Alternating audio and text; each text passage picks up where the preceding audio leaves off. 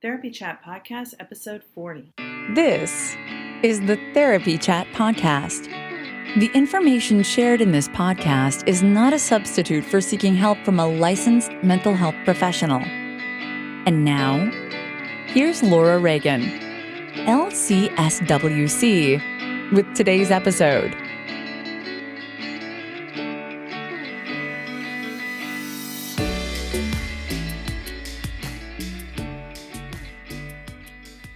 Hey, Laura Reagan here. Welcome back to Therapy Chat. This week I'm really excited to bring you an interview with a fascinating person, Dr. Lourdes Viado. Lourdes is a psychotherapist in Las Vegas who works using depth psychology. It's a Jungian perspective using poetry, metaphor, symbols, dream work. And if you heard my interview 2 weeks ago with Renee Beck, you got your feet wet a little bit in the idea of working with symbolism, dream work, and Renee also talked about tarot or tarot. I think you're going to really enjoy my interview with Lourdes. She speaks about the unconscious, the shadow. It's kind of an extension of what Renee was talking about. And I thought it was fascinating. I think you will too.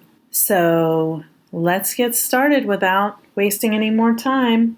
Let's hear my interview with Lourdes Viado. Hi, welcome back to the podcast.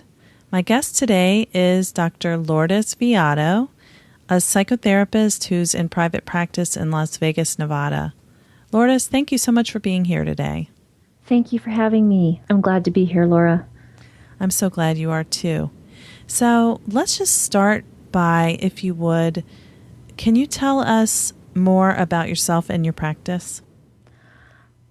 I started off as a marriage and family therapist about 13 years ago. And when I first started out, I was like most people who just got out of their programs, and I worked with everyone and tried to work with all issues. And over time, I started to feel like that wasn't really exciting, speaking to me. And I needed to shift things, but I wasn't really quite sure what. And I was also at that time, working full-time for the school district. And then a series of personal experiences and some crises that I had to work through, I propelled me into looking at other ways of healing myself and understanding what was going on with me. And I found myself in a bookstore, a used bookstore one day, looking at this book by Robert Bly on the shadow. And I was just hooked. And it was just such a novel concept to think that there were aspects of me that I was unaware of that were impacting how I was moving through my life, and that these parts of me, they could be things that were, what I consider, not good, but they also had the potential for me to really make transformation and huge shifts in my experience. And so I wanted to learn more, and because at that time the only way I thought I could learn more was to go back to school, I instantly did research on doctoral programs on depth psychology or Jungian psychology, and that was really how I found my way into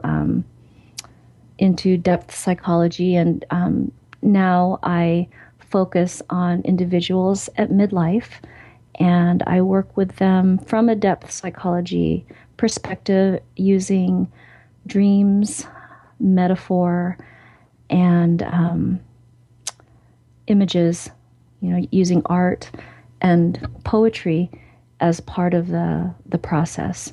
So it's been a long journey, because I think it's been 13 years now, and I've really been using a Jungian or depth psychology approach probably for the last 4 or 5 years. Wow. So I want to ask you more about depth psychology, but before I even do, I'm curious if you can talk a little bit more about the shadow, because I think some people who are listening may be familiar with that concept, and for others it might be completely new. So I would love if you could explain more about that and what book that was. It was Robert Bly, A Little Book on the Human Shadow.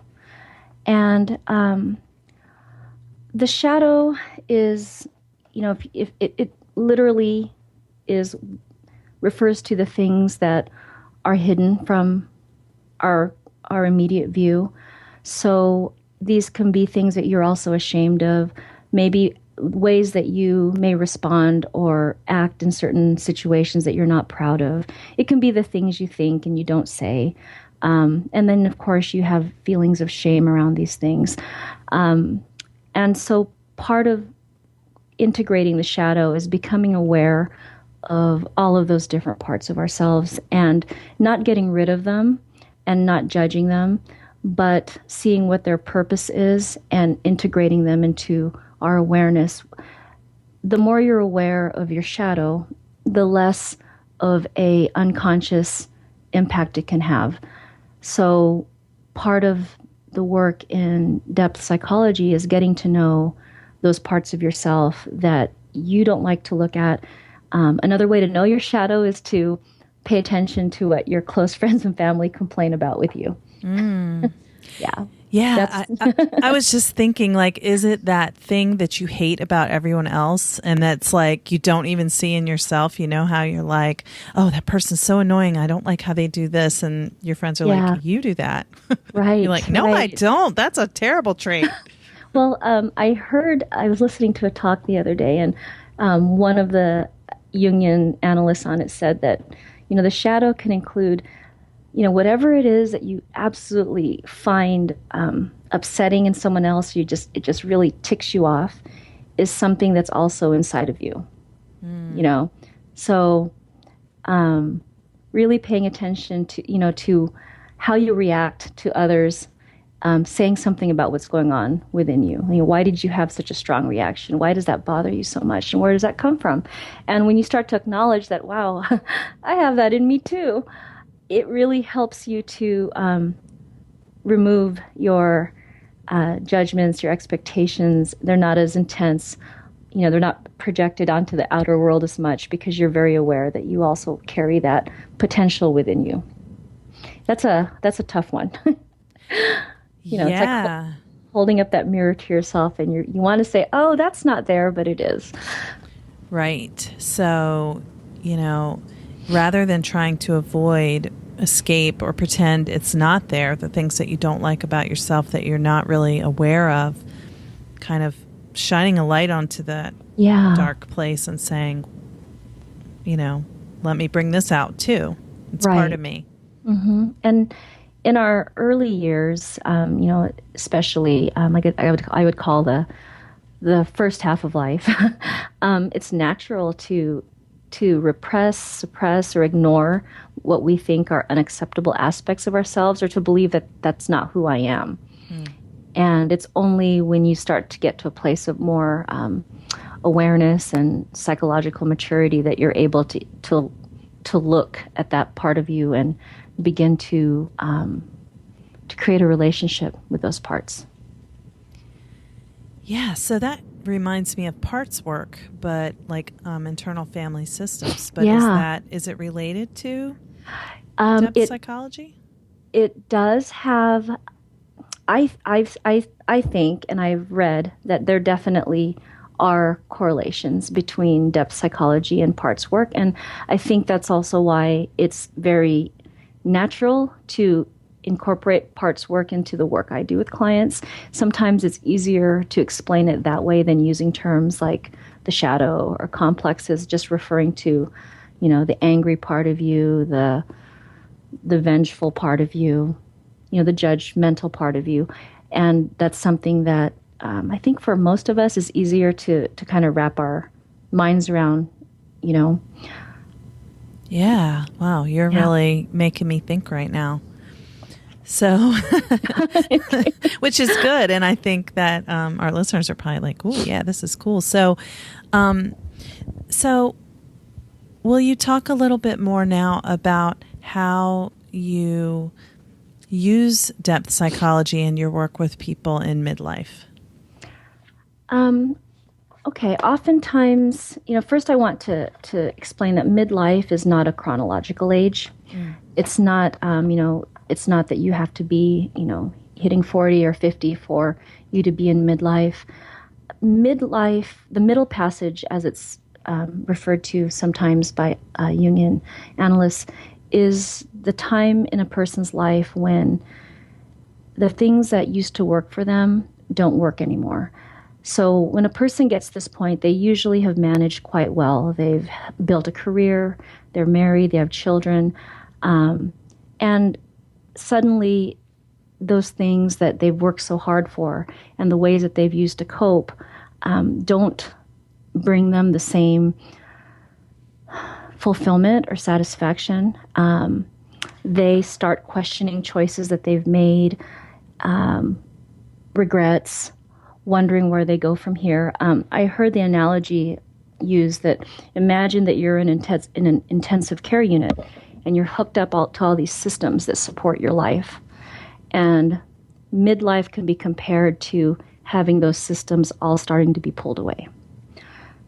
And then the question is, how does this person support themselves internally when their external supports are no longer working? So an external support could be, and this is something I see quite often, is the aging process. Suddenly their bodies don't work the same way. Suddenly they don't look the same way. And that was something that really supported them, either in their, the work they do. Maybe they really enjoy taking care of their bodies and working out. Maybe they have gotten a lot of, a lot of attention for their physical body. And so when that starts to shift, there's a real, what do I do now? What does that mean that I can't go to the gym this many times a day anymore? What does it mean that I'm not able to do this type of work because my appearance is changing? So that's a common thing that we see. Also, it can show up in a marriage, where one person may find out that they are suddenly their spouse is having an affair, or the person finds out they're attracted to someone else. And that's another example of a support being pulled away because the relationship, their values that they thought they had aren't supporting them anymore because now they're making choices that they don't even recognize within themselves. Or you can see it with career or finances when there's a shift in their financial situation or their career that they've been building and doing very well, and suddenly that's not the case anymore. And that's another system of support being pulled away.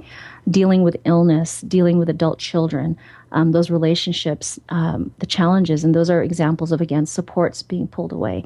And maybe ways that they used to cope with things. So it could be that one of their coping, the way that they would cope would be to, here I go back to the working out, but exercising, but suddenly that's not an option for them anymore. Or along the way that they've lost friendships, and it may be because of their own actions, the other person's, or both, but those also are not there to support them. So typically when I'm working with clients, they are in that situation where they really have to go within to find the support for themselves, and that's a very challenging transition, and it's difficult, especially when you're very identified with the outer world. Yeah, wow, this really resonates. And I'm thinking, and I want to know if I'm right, would it also be, for example, when people have had a strong identity with being a parent and then the children grow up? Absolutely. Yeah. And also sometimes institutions or structures that they've had in place. So it could be a career. It could be, like you said, a role. Yeah. That those supports were also masking things that they had never really had to look at. So a person may show up because their marriage is falling apart, but really there's also masked unresolved trauma from their childhood. And so a lot of times people will show up at this time of life where things that they kind of thought had gone away and they had worked through or pushed under the carpet are now unavoidably there. So, frequently I will see clients who will be at the pinnacle of a career, and it's, I've built all of this, I'm so successful.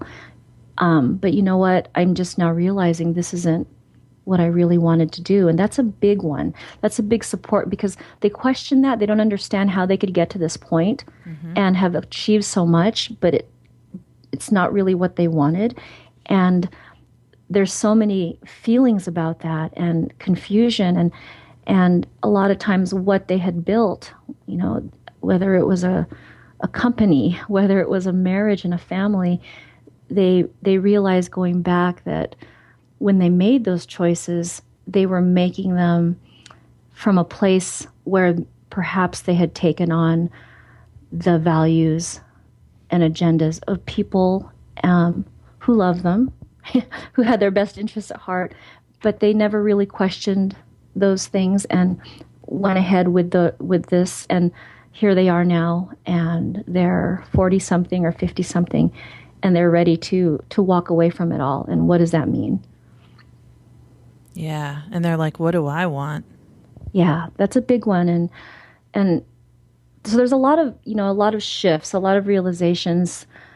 And these shifts and realizations are scary because they're becoming more clear on what they want and the direction they want to move on and move in. And with that clarity comes this vulnerability because the more clear they are, it's dangerous for them because now they are dealing with what other people will say, what other people will think. And that's terrifying to think of that and what making these changes will mean, but it's also terrifying to think of staying the same.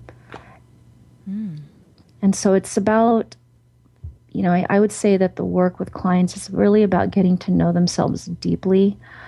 I always use the image of an iceberg that, their lives, for the most part, our lives are what we can see above the surface. But the biggest part of the iceberg and the part that can get us into trouble if we don't map it and don't know what's happening down there is what's beneath the surface.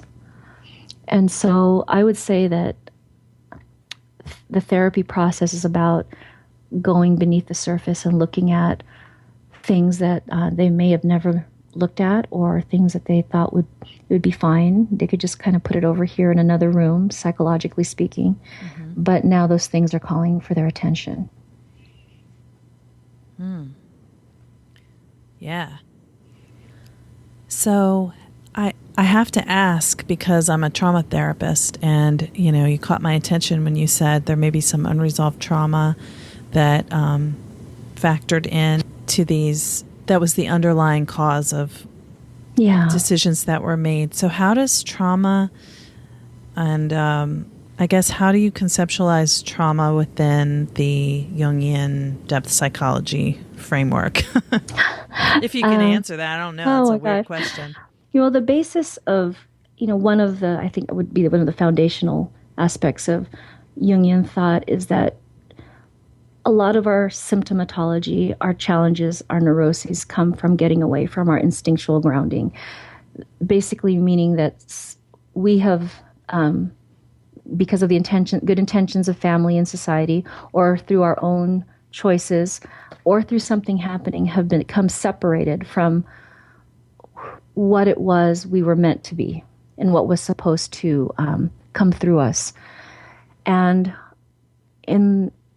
with trauma, that's also very similar because a traumatic event or events occur in a person's life and it's almost like they are derailed, like they were going one way and now they're going another way. And when that trauma is not addressed, when there is not a process of healing brought to that trauma, they make decisions through that trauma lens. Yeah. And those decisions could be about, just the direction, the direction of their life, about relationships, about children. It impacts parenting. It impacts coping mechanisms. Well, you know this, Laura. Yeah. And so, well, it just makes me think of how people who've experienced trauma often say, especially if you're working with people in the more immediate period of crisis after the trauma, like shortly after, they'll say, I just want to feel like myself again. So that really like hits home for me with what you're talking about. Yeah. And I when I think of my clients who have been through trauma, it's really about, because we also obviously will address the trauma, but how did that trauma block them from accessing their inner gifts, who they are, and so it's about learning how to, well, I guess first of all, giving themselves permission to be who they are, and that sounds so simple, but it's not. It's this process of really sifting through the messages that they were sent, what they've internalized because of this trauma, and then somewhere back there they find that person. And again, this is a really good place to use parts work. And how do we help this part of you have a voice again? How do we help this part of you get into the driver's seat of your vehicle? I use the bus metaphor with a lot of my clients, and basically it's just that we have all these parts of ourselves. They're the passengers on the bus. We can't kick anyone off the bus, and we can't kill anyone. So that these are all riding with you on this journey. However, the rageful, angry part of you doesn't need to be driving all the time. Save your rage for maybe when someone's threatening your child. But how do we get that part of you to step away from the driver's seat? And how do you gently escort that part of you to sit down and bring another part of you to the driver's seat? Because whoever's driving determines your journey, the people you'll see, the experiences, whether you get stuck, you get into an accident.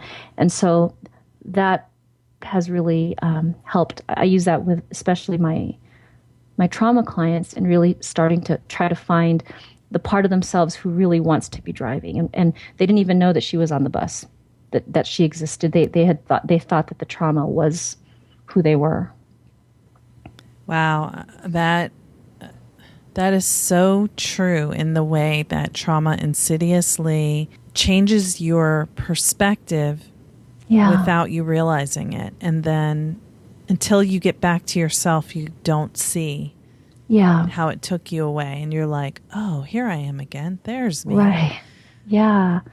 And what you said insidiously, I we always talk about, how did she sneak back into that driver's seat again? She just, suddenly she was there and she was driving. And so really teaching them to recognize when that part of them has taken over because of what the journey is looking like, what they're experiencing. What the feel of the journey. Is it bumpy? Is it rocky? Are you stuck? Like one client said that she knows that that part of her is driving when she is close to driving off the road into a ditch, that type of thing. So I would say that would be the way that I apply the depth approach or the parts work to conceptualizing trauma, and making it also something that's manageable, because it's just a part of you, and it's a part that we can get into relationship with and find out what this part of you needs, what she thinks, what she feels. So that's been meaningful in my work with clients.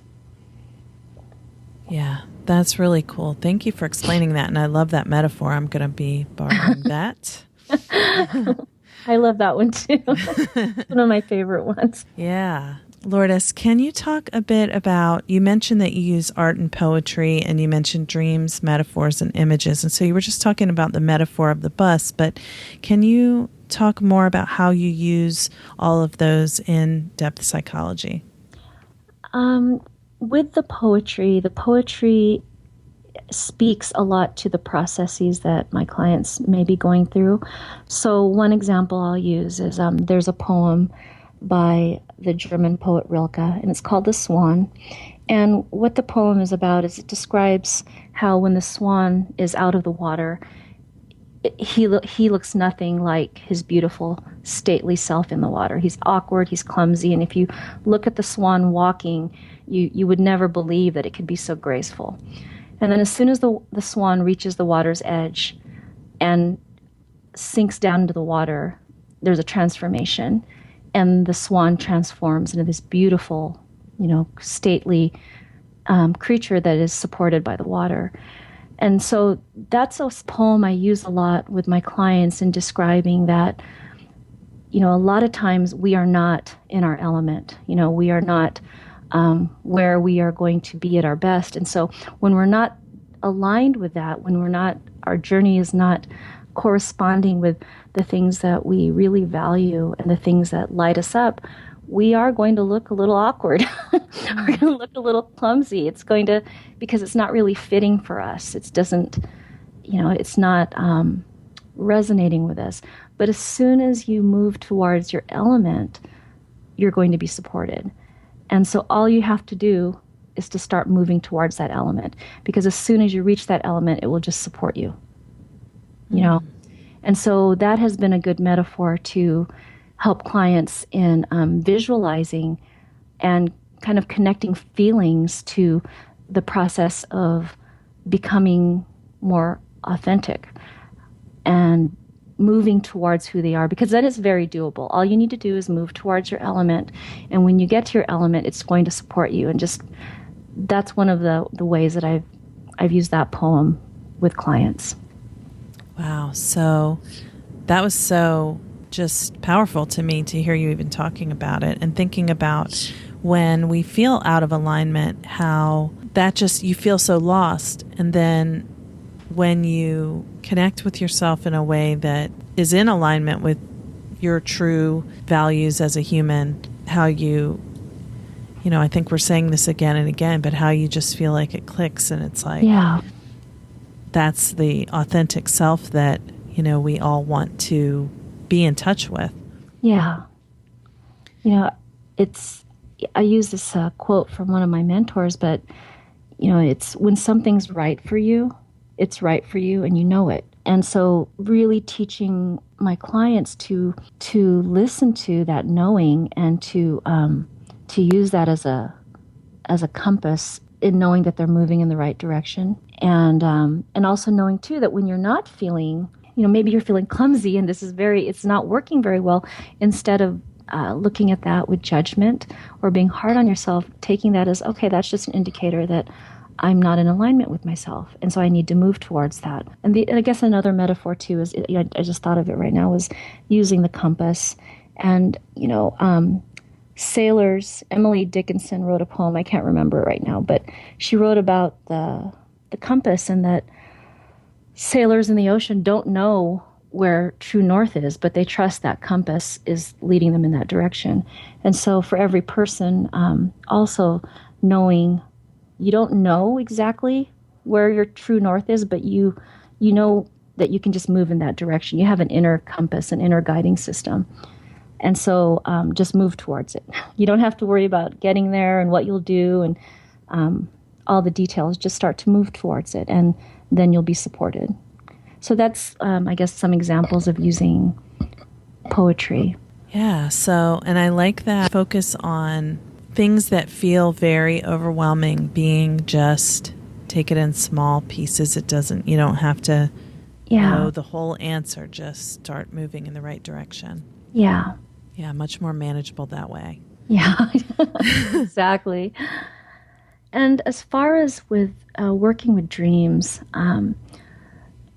from a Jungian perspective, the dream is a organic self-portrayal of the client's current situation in the unconscious. Or there's a quote by Jung, which I really find very powerful, which is, the dream shows the inner truth and reality of the patient or the client as it really is. Not as I think it is, not as he or she would like it to be, but as it really is. And it may not be a specific situation. It could be a process. So if in this dream the person is, there's a house and there's an open window and he's frantically trying to close that window, a way to look at that dream is where in your life do you feel that something external is that is making you feel unsafe is coming in? And I'm kind of going through this quickly, but perhaps this person has said that they felt frightened and they're trying to they didn't feel safe, and so they're trying to close all the windows. So that would be an example of a process. Where in your life is something like this showing up? The energies of trying to keep something out and fearful of something coming in. Another way that you look at dreams from a Jungian perspective is that every aspect of the dream is the dreamer. So, for example, I'll just use one of my own dreams, which I worked with my analyst at one time, and I was really amazed. But I was in a room, and I had the door shut, and there was some woman on the other side banging on the door trying to get in. And I was so terrified that she was going to get into the room. And the way that she phrased it was, what part of you are you afraid to let in? And what part of you are you trying to keep out? And what part of you is banging for your attention right now that wants to break this door down and get to you? And that was just really powerful because I knew exactly what that meant to me. And so that's another way also to look at dreams, is that every part of the dream is you.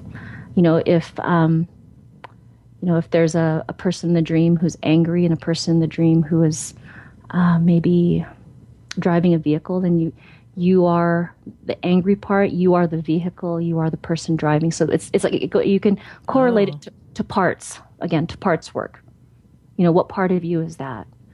I've found that with clients who want to work with dreams, because I leave it as an option to them, it has really profoundly deepened the work and even accelerated it. There are things that dreams can bring into the therapy room that we may not have gotten to in 2 or 3 months. But because they share this dream and they immediately know what the dream is about, and they're even just floored that, wow, I can't believe this, that this is, this is what this dream means. And dream interpretation is not about looking into a dream book and looking at the meaning.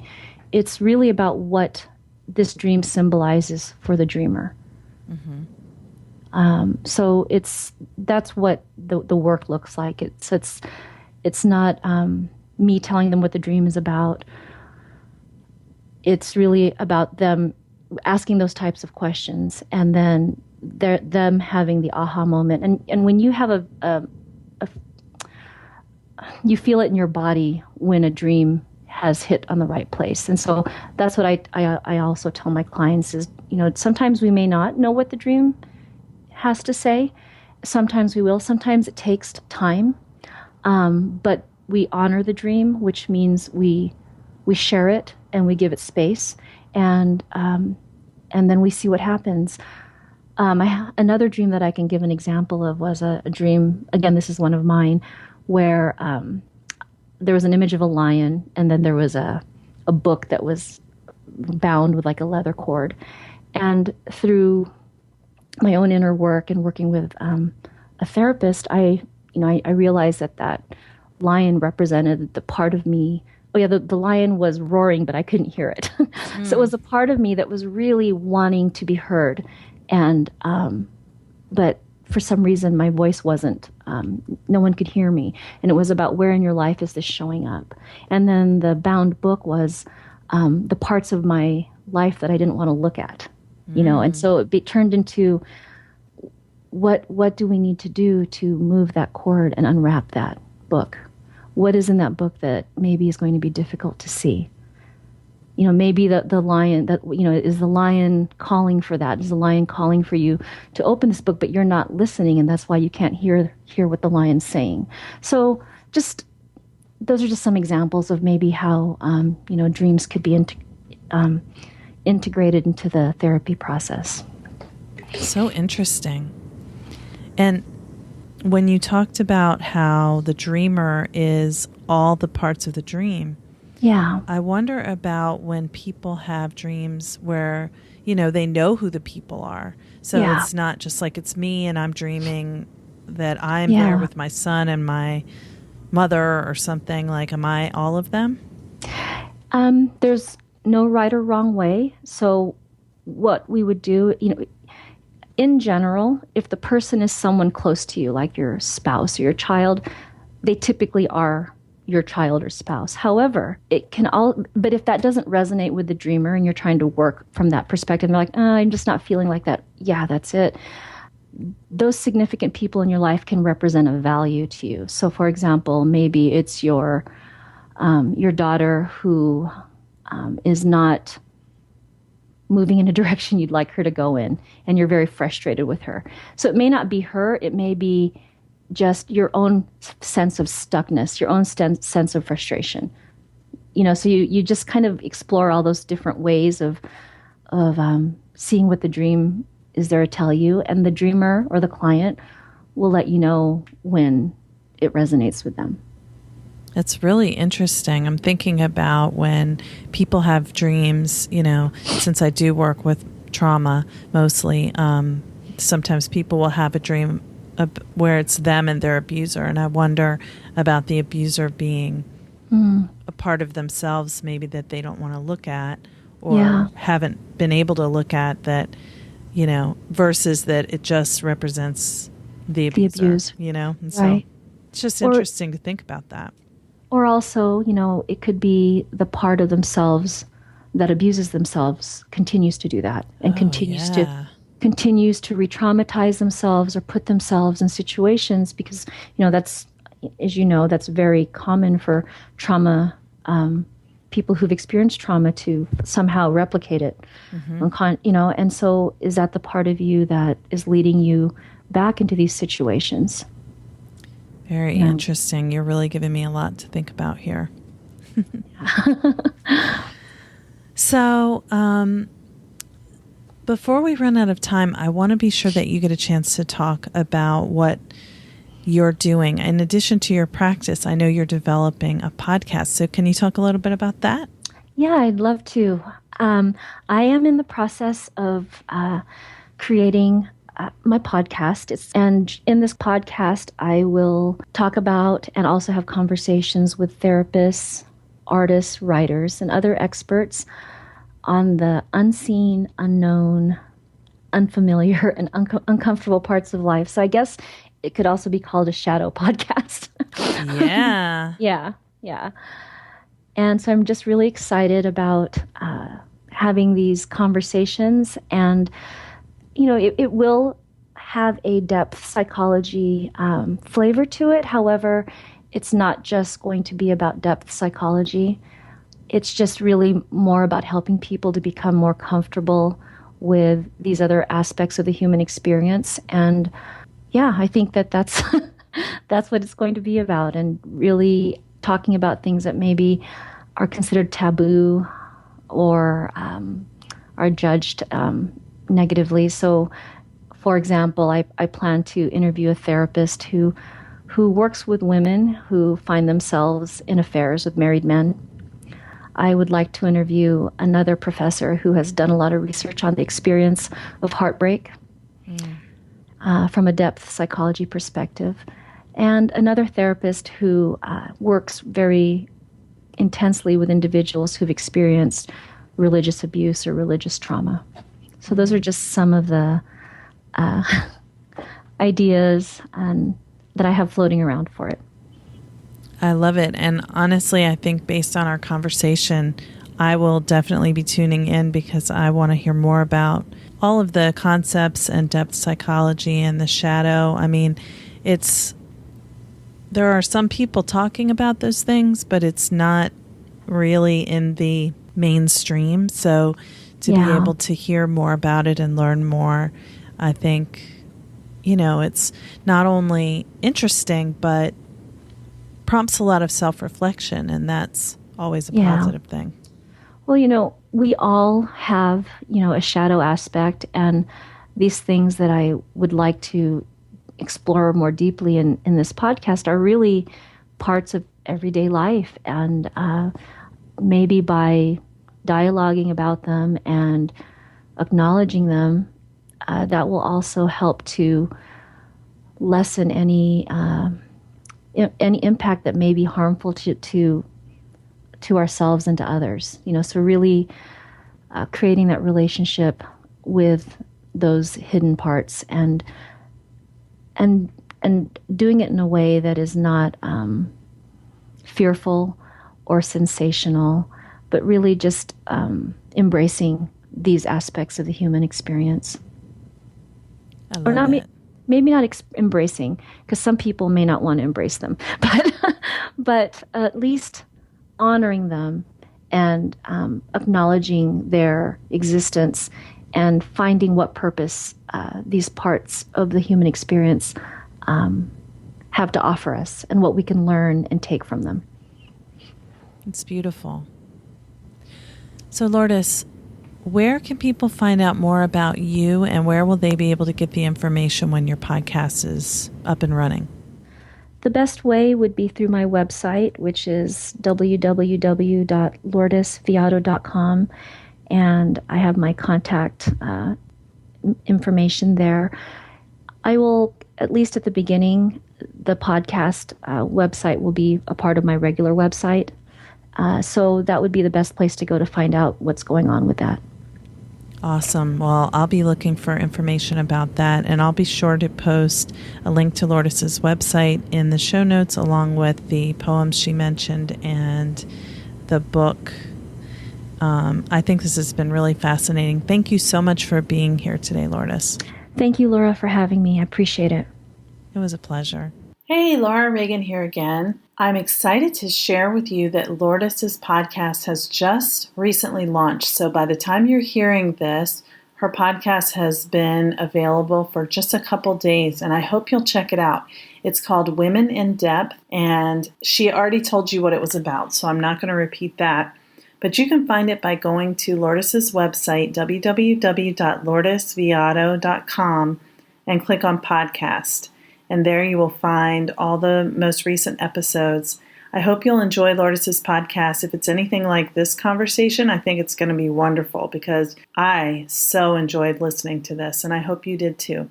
As always, you can hear present and past episodes of Therapy Chat by going to my website, therapychatpodcast.com, or you can find them on iTunes, and I encourage you to subscribe so you can get the most recent episodes, and please leave a rating and review. I'd love to know what you think.